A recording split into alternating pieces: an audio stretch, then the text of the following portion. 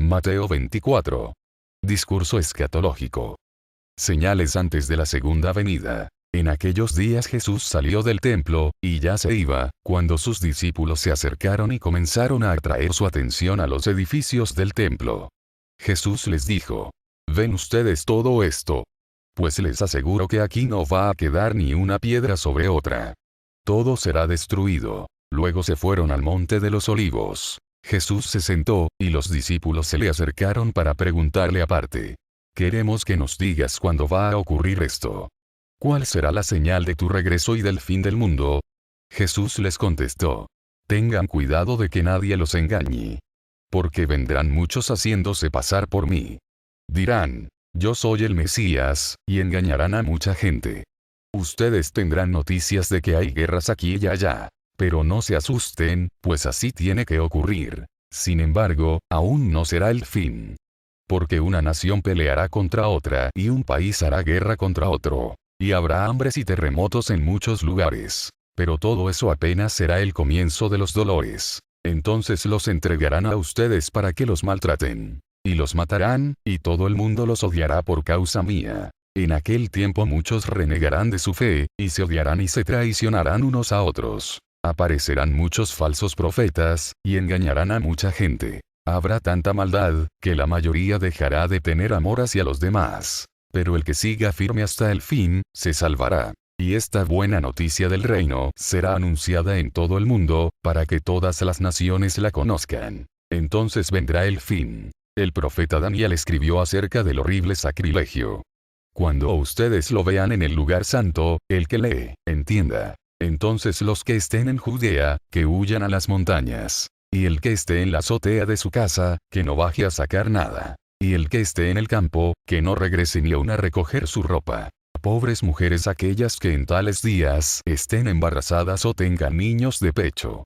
Pidan ustedes a Dios que no hayan de huir en el invierno ni en sábado. Porque habrá entonces un sufrimiento tan grande como nunca lo ha habido desde el comienzo del mundo ni lo habrá después. Y si Dios no acortara ese tiempo, no se salvaría nadie. Pero lo acortará por amor a los que ha escogido. Si entonces alguien les dice a ustedes: Miren, aquí está el Mesías, o miren, allí está, no lo crean. Porque vendrán falsos mesías y falsos profetas. Y harán grandes señales y milagros, para engañar, a ser posible, hasta a los que Dios mismo ha escogido. Ya se lo he advertido a ustedes de antemano.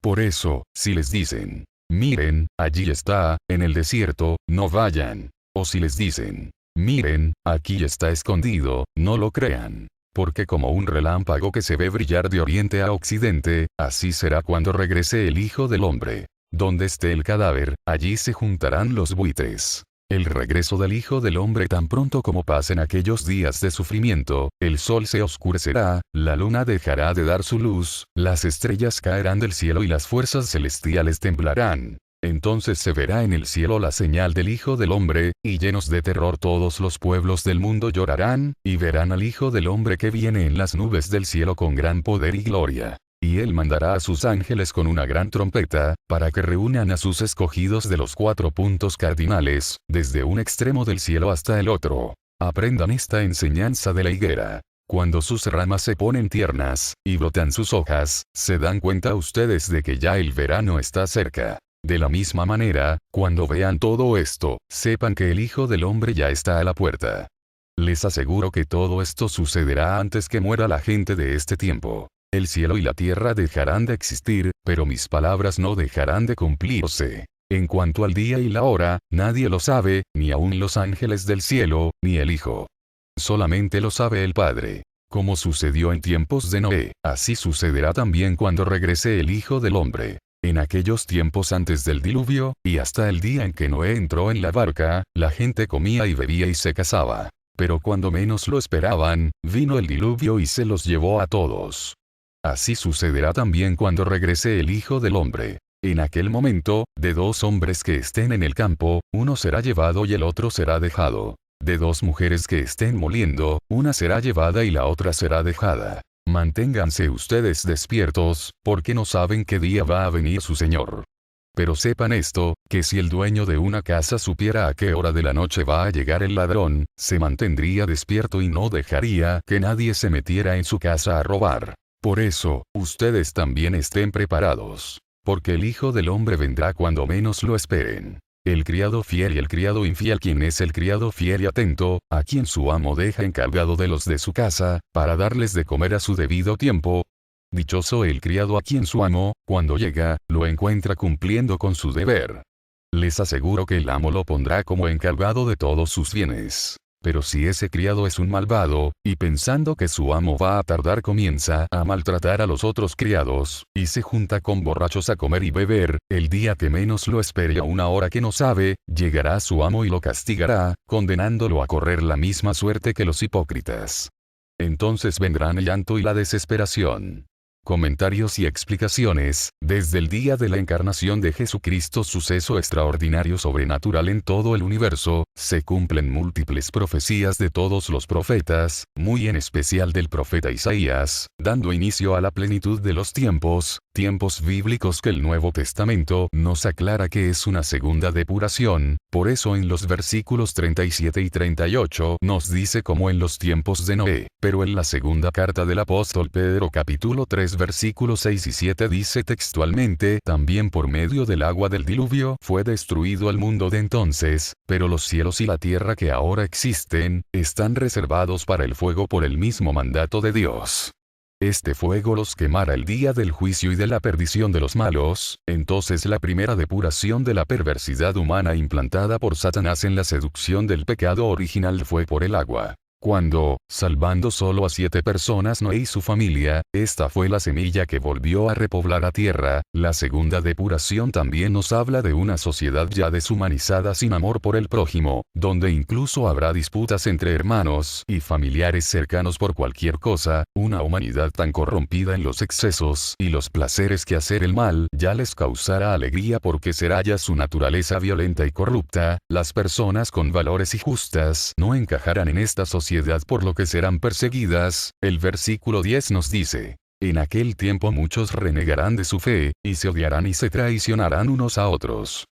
Dándonos otro signo de los tiempos. La apostasía o negación de la fe, y el resultado será el cisma, o división de las congregaciones dedicadas a la oración y la caridad, donde incluso fervientes creyentes en Jesús y su justicia cambiarán de parecer entregándose a los placeres, incluso llegando a predicar un evangelio adulterado a modo de pervertir las mentes. Estos serán inspirados por espíritus engañadores salidos de los infiernos, ya que renegaron del Espíritu Santo. Serán gente maldita. La agenda de Satanás estará en la política, para imponer la ideología de género, desdibujando la dignidad humana hecha a imagen y semejanza de Dios, preparando el camino para que se manifiesten los seres andróginos, que no son otros que demonios que serán tomados por seres interdimensionales mitológicos o hermanos cósmicos de otros planetas que, ayudados por el evangelio esotérico, vendrán a ayudar a la humanidad a entrar a un nuevo ciclo de vibraciones cósmicas para la trascendencia de la especie, afirmando que no hay géneros sino construcciones ideológicas, y desechando estas la humanidad encontrará la verdadera libertad de ser lo que quiera ser. Esta religión que se practicará, tomará ideas de todas las corrientes, tiene la verdad absoluta. Si no están en la búsqueda de conocimientos ancestrales y poderes mentales místicos, Jesús será tomado como uno de tantos maestros ascendidos, seres iluminados por el gran arquitecto del universo, avatars o reencarnaciones de uno que vendrá en el futuro a iluminar el mundo con nuevas ideas y prodigios. Todo esto como el plan de la maldad para destaparse abiertamente, y aparecer con su forma real ya sin máscaras. Para esto antes, también tienen que controlar la natalidad de la especie humana, disminuyéndola, puesto que entre menos personas más fácil será implantar su nuevo orden mundial. Sumando leyes para legalizar la interrupción del nacimiento como un derecho humano, transgrediendo directamente la acción del Espíritu Santo que es el dador de vida, y sabemos que el Evangelio dice a la letra, que Dios Padre perdonará incluso al que injurie al Hijo, pero nunca al que injurie al Espíritu Santo, ni en el mundo presente ni en el venidero. Mateo 12:32, es decir, el Hijo que fue inmolado como ofrenda perfecta para la redención humana. Absolutamente todo hombre lo ofende con el pecado, pues hacemos que su sacrificio sea despreciado, pero jamás, jamás, y jamás se puede poner en duda que Dios dio a su Hijo por amor al hombre pecador para que éste viviera y cambiara su forma de pensar y de actuar. No podemos negar que la naturaleza de Dios es vida y no muerte. Dios bendijo el vientre de todas las mujeres para ser arcas de la vida y en su interior contener un alma nueva, alma creada con una pequeña porción de Espíritu Santo con amor de Dios mismo. Ese es el pecado de pecados, la muerte del inocente. Que incluso, el que promueva estas prácticas se hace cómplice de un asesinato y se hace acreedor a la pena por dicho crimen, ante la justicia de Dios, pues no mata solo a uno, sino a todas las generaciones por venir, que en esa persona ya estaban destinadas a nacer, si no se hubiese interrumpido su vida por métodos artificiales. Volviendo al reino mundial del antimesías, ya después San Juan nos daría el signo de este reinado global con la marca de la bestia, sin la cual nadie podrá comprar o vender, y con esto tendrán un control absoluto, puesto que seguramente se trata de un dispositivo tecnológico con geoposicionamiento global. Por otra parte, muchos se espantan porque el Señor habla del fin del mundo, sin embargo, por el orden cronológico del libro de las Revelaciones. Sabemos que esta segunda depuración da inicio a cielos nuevos y tierra nueva, donde no habrá ningún lugar maldito. Los sitios dedicados a brujerías y ritos esotéricos satánicos serán purificados. Todos los hombres malvados, violentos, arrogantes serán encadenados junto con los espíritus de impureza que posea, después de la gran tribulación. Entonces, en realidad, en una forma más explícita, es el fin del mundo, pero de la maldad, o también llamado el fin de los tiempos, explícitamente los tiempos que se le ha permitido a Satanás y a su corte diabólica tentar a la humanidad y llevarla a la perdición, haciéndolos similares a demonios por propia decisión, porque ellos mismos tomaron el manto de la maldad para enriquecerse. Todos los pecados y las matanzas por los abortos y crímenes de lesa humanidad abrirán gradualmente las puertas de los infiernos, dando como consecuencia sucesos sobrenaturales, supuestos signos milagrosos. Estas infestaciones demoníacas provocarán pandemias, o harán que ciertas enfermedades sean más letales de lo que normalmente serían. La misma naturaleza reaccionará a tanta maldad. Las estaciones, así como los ciclos en la siembra, serán modificados. Sequías y desastres naturales provocarán hambrunas devastadoras en muchos países y el colapso económico. Pero los más poderosos aprovecharán esta debilidad para hacer la guerra, con el propósito de adueñarse de los recursos codiciados de esas naciones pobres. Sin embargo, el punto clímax de las profecías es la guerra mundial profetizada también por Ezequiel 38, la guerra de Gog y Magog, pero ahora con poder de armamento atómico altamente destructivo, que incluso podría significar la destrucción del mundo si se atacasen los países simultáneamente. Es por esta razón que dice el Señor que los tiempos se acortarán y la intervención divina directa es la única que podrá evitar a tal destrucción. El que comandará será el ungido de Satanás, el impío, que suplantará al Mesías esperado por los judíos, y será aceptado porque ellos lo que esperan es a un jefe militar que los guiará a derrotar a sus enemigos. Su idea es un nuevo Moisés o como su sucesor Josué, que comandaron ejércitos para tomar la tierra de Canaán y expulsar a los no judíos y así vivir en la tierra prometida, ellos que no aceptaron el amor y la justicia de Jesús en su mansedumbre de cordero. El profeta Daniel anuncia el signo de la abominación, cuando los servicios religiosos serán suspendidos, el sacrificio diario, la consagración del pan y el vino será abolidos por decreto, y en los altares se llevarán a cabo prácticas paganas y ocultistas, como ya ha sucedido en el pasado en 2 de Macabeos capítulo 3 versículos del 3 al 5, que dice: aún para la masa del pueblo era penoso y difícil soportar tantos males.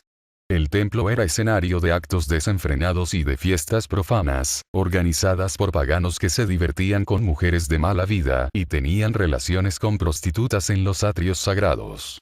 Además, llevaban al templo objetos que estaba prohibido introducir en él, y el altar se veía lleno de animales que la ley prohibía ofrecer. No se podía observar el sábado, ni celebrar las fiestas tradicionales, ni siquiera declararse judío. Pero observen los sucesos del mundo. Templos quemados adrede, o convertidos en burdeles, bares o antros. Esto en Europa ya está pasando, ya es una realidad. La segunda carta a los Tesalonicenses capítulo 2 nos dice: no se dejen engañar de ninguna manera. Pues antes de aquel día, del día de la venida del Señor, tiene que venir la rebelión contra Dios, cuando aparecerá el hombre malvado, el que está condenado a la perdición. Este es el enemigo que se levanta contra todo lo que lleva el nombre de Dios o merece ser adorado, y llega incluso a instalar su trono en el templo de Dios, haciéndose pasar por Dios. ¿No recuerdan que yo les hablaba de esto cuando aún estaba con ustedes? Y ahora ustedes saben qué es lo que lo detiene, para que no aparezca antes de su debido tiempo. Pues el plan secreto de la maldad ya está en marcha. Solo falta que sea quitado de en medio el que ahora lo está deteniendo. Entonces aparecerá aquel malvado, a quien el Señor Jesús destruirá con el soplo de su boca y reducirá a la impotencia cuando regrese en todo su esplendor. En cuanto a ese malvado, vendrá con la ayuda de Satanás. Llegará con mucho poder, y con señales y milagros falsos. Y usará toda clase de maldad para engañar a los que van a la condenación, porque no quisieron aceptar y amar la verdad para recibir la salvación.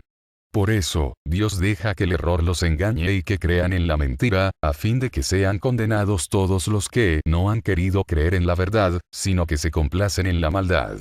Vemos como San Pablo ya nos advierte cómo Dios ya castiga al hombre desde el mismo momento que decide pecar contra su prójimo. La consecuencia inmediata es el endurecimiento del corazón, y entre más uno peca más duro se vuelve, y aún más cuando es un pecado mortal. La consecuencia es totalmente devastadora al punto de complacerse en la maldad. Esta gente ya está condenada en vida. Todas estas personas arrogantes, soberbias son el ejército mundial de Satanás, y en sus obras está sostenida la aparición del anticristo histórico bíblico, o como Daniel lo relata en la aparición de la cuarta bestia en los capítulos 7 y 8. El cuarto monstruo que vi en mis visiones era terrible, espantoso, y de una fuerza extraordinaria. Tenía grandes dientes de hierro. Todo lo devoraba y destrozaba, y pisoteaba las obras. Era un monstruo diferente de todos los que yo había visto en mi sueño, y tenía 10 cuernos en la cabeza. Mientras yo estaba mirando los cuernos, vi que de entre ellos salía otro cuerno más pequeño, y entonces le arrancaron 3 cuernos para dejar lugar al último que le había salido, el cual tenía ojos como los de un ser humano y una boca que hablaba con mucha arrogancia. El cuarto monstruo será un cuarto reino que habrá sobre la tierra, diferente de todos los demás. Devorará toda la tierra. La pisoteará y la destrozará. Los 10 cuernos son 10 reyes que reinarán en ese reino. Después de ellos subirá otro al poder, que será muy diferente de los primeros, y que derribará a 3 de estos reyes. Insultará al Dios Altísimo. E irá acabando con su pueblo. Tratará de cambiar la ley de Dios y las fiestas religiosas, y el pueblo de Dios estará bajo su poder durante 3 años y medio. Pero el tribunal celebrará un juicio, y se le arrebatará el poder, dejándolo completamente destruido. Y el reino, el poder y la gloria de todos los reinos de la tierra serán dados al pueblo del Dios Altísimo. Su reino permanecerá para siempre. Y todos los pueblos de la tierra le servirán y le obedecerán. Capítulo 8. Miré a lo lejos, y vi un carnero que estaba a la orilla del río. Tenía 2 cuernos altos, pero uno de ellos le había salido más tarde y era más alto que el otro. Vi que el carnero embestía con sus cuernos hacia el oeste, el norte y el sur, y que ningún otro animal podía hacerle frente ni librarse de sus golpes. Hacía lo que mejor le parecía, y cada vez era más fuerte. Todavía estaba yo pensando en lo que había visto, cuando me di cuenta de que un chivo venía del oeste, corriendo tan deprisa que ni siquiera tocaba el suelo. Este chivo tenía un gran cuerno entre los ojos, y cuando llegó cerca del carnero de 2 cuernos, que yo había visto junto al río, lo embistió con todas sus fuerzas y le rompió sus 2 cuernos, sin que el carnero tuviera fuerzas para enfrentarse con él. Después el chivo derribó por tierra al carnero y lo pisoteó, sin que nadie pudiera salvarlo. El chivo se hacía cada vez más fuerte, pero en el momento en que más poder tenía, su gran cuerno se rompió, y en su lugar le salieron 4 cuernos que apuntaban hacia los 4 vientos. De uno de ellos salió otro cuerno pequeño, que creció mucho hacia el sur, hacia el este y hacia la tierra de la hermosura. Tanto creció que llegó hasta el ejército del cielo, derribó parte de las estrellas y las pisoteó, y aún llegó a desafiar al jefe mismo de ese ejército. suprimió el sacrificio diario y profanó el lugar de adoración. Perversamente hizo que su ejército acampara donde antes se ofrecía el sacrificio, y echó por los suelos la verdad. Hizo, en fin, todo cuanto quiso, y en todo tuvo éxito. Después oí que un ángel le preguntaba a otro ángel: ¿cuándo va a terminar esto que se ve en el altar del sacrificio diario? ¿Cuánto va a durar el horrible pecado de entregar el santuario del Señor y los creyentes en él, para ser pisoteados? Y la respuesta fue: hasta 2300 tardes y mañanas.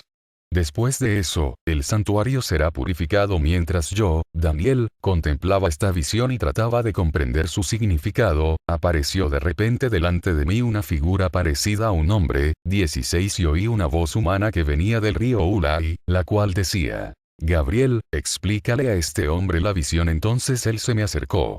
Yo me asusté, y me incliné hasta tocar el suelo con la frente, pero él me dijo: Hijo de hombre, ten en cuenta que esta visión se refiere al final de los tiempos. Mientras él me estaba hablando, yo me desmayé y quedé tendido en el suelo. Pero él me tocó, hizo que me pusiera de pie, y me dijo: voy a explicarte lo que va a pasar cuando termine el tiempo de la ira de Dios, pues la visión se refiere al tiempo del fin. El carnero con 2 cuernos representa a los reyes de Media y de Persia.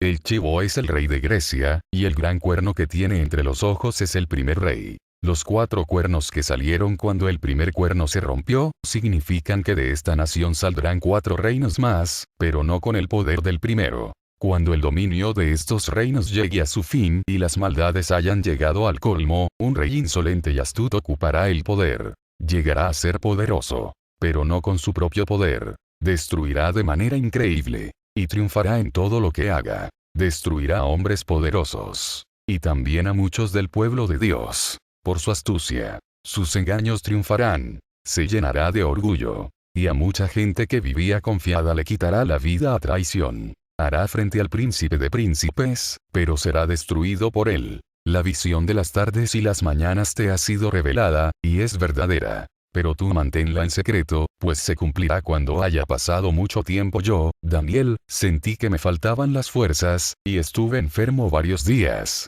Después me levanté y seguí atendiendo los asuntos del gobierno de la nación.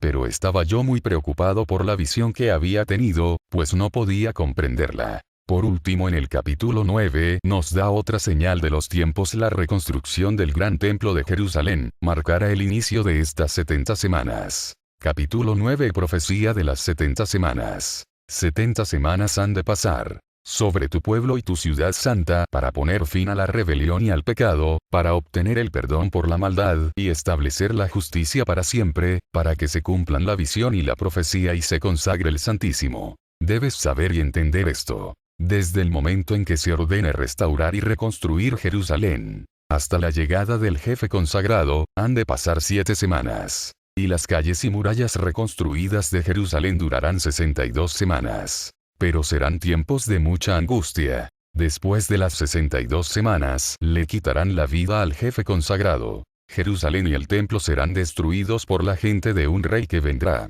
El fin llegará de pronto, como una inundación, y hasta el fin seguirán la guerra y las destrucciones que han sido determinadas. Durante una semana más, él hará un pacto con mucha gente, pero a mitad de la semana pondrá fin a los sacrificios y las ofrendas. Y un horrible sacrilegio se cometerá ante el altar de los sacrificios, hasta que la destrucción determinada caiga sobre el autor de estos horrores. En estas visiones el profeta Daniel nos da señales y cuentas exactas de los días y semanas que se contarán a partir de ciertos eventos. Uno de ellos es la reconstrucción del gran templo de Jerusalén del rey Salomón, el cual fue destruido tiempo después de la crucifixión de nuestro Señor. En el año 70 durante la rebelión judía contra los romanos, cuando en el furor de batallas militares fue quemado por completo. Cumpliéndose la profecía del Señor acerca del gran templo en Lucas 21,5 y 6. Algunos estaban hablando del templo, de la belleza de sus piedras y de las ofrendas votivas que lo adornaban. Jesús dijo: vendrán días en que de todo esto que ustedes están viendo no quedará ni una piedra sobre otra. Todo será destruido. Por supuesto que en tiempos de Daniel esto no había sucedido, por eso sabemos que los libros de los profetas están concatenados con las mismas series de eventos que el Espíritu Santo les revela del futuro. Por este motivo es necesario la lectura de los libros completos para tener un panorama amplio de las profecías, también entender que la guerra se centra en la última batalla con la ciudad de Jerusalén sitiada por el ejército del Mesías que ellos mismos proclamaran. Pero al cabo de un tiempo los traicionará y perseguirá, entonces en su desesperación, por fin se darán cuenta que el Mesías fue el que mataron hace más de 2000 años y los judíos mismos provocarán con sus ruegos a Jesús la intervención divina, cumpliéndose la siguiente profecía de Mateo 23, 37 al 39. Jerusalén, Jerusalén, que matas a los profetas y apedreas a los mensajeros que Dios te envía. ¿Cuántas veces quise juntar a tus hijos, como la gallina junta sus pollitos bajo las alas, pero no quisiste? Pues miren, el hogar de ustedes va a quedar abandonado. Y les digo que, a partir de este momento, no volverán a verme hasta que digan, bendito el que viene en el nombre del Señor. En el libro de Zacarías capítulo 14 nos narra parte de la última batalla. Ese día reunirá el Señor a todas las naciones, para que peleen contra Jerusalén. Y conquistarán la ciudad, saquearán sus casas, violarán a sus mujeres y se llevarán cautiva a la mitad de sus habitantes. Solo el resto permanecerá en ella. Pero luego saldrá el Señor a luchar contra esas naciones, como cuando lucha en el día de la batalla. Ese día el Señor apoyará sus pies sobre el monte de los olivos, que está frente a Jerusalén, hacia el lado oriental. Y un gran valle, que correrá de oriente a occidente, dividirá en dos el monte de los olivos. Medio monte se moverá hacia el norte y el otro medio hacia el sur, y ustedes huirán por ese valle que quedará entre los montes, el cual llegará hasta Asal, del otro lado. Huirán ustedes como antes huyeron sus antepasados a causa del terremoto que se produjo cuando el rey Josías gobernaba en Judá. Y vendrá el Señor mi Dios acompañado de todos sus fieles. Ese día no hará frío ni habrá heladas. Será un día único, conocido solamente por Dios. En él no se distinguirá el día de la noche, pues aún por la noche seguirá habiendo luz. Entonces saldrán de Jerusalén aguas frescas, que correrán en invierno y en verano, la mitad de ellas hacia el mar muerto y la otra mitad hacia el Mediterráneo. Ese día reinará el Señor en toda la tierra. El Señor será el único, y único será también su nombre. Después de esto, los sobrevivientes de los mismos pueblos que lucharon contra Jerusalén irán año tras año a adorar al Rey, al Señor Todopoderoso, y a celebrar la fiesta de las enramadas. Y si alguna de las naciones de la tierra no va a Jerusalén a adorar al Rey, al Señor Todopoderoso, la lluvia no caerá en sus tierras. Y si los egipcios no van, el Señor los castigará, del mismo modo que a cualquier otra nación que no vaya a celebrar la fiesta de las enramadas. Ese será el castigo de Egipto y de todas las naciones que no vayan a celebrar la fiesta de las enramadas. Ese día, hasta los cascabeles de los caballos llevarán la inscripción consagrado al Señor. Y los calderos del templo serán entonces tan sagrados como los tazones que están delante del altar. Todos los calderos, en Jerusalén y en Judá, estarán consagrados al Señor Todopoderoso. Quienes vayan a hacer un sacrificio, los usarán, y cocerán en ellos la carne de los animales ofrecidos.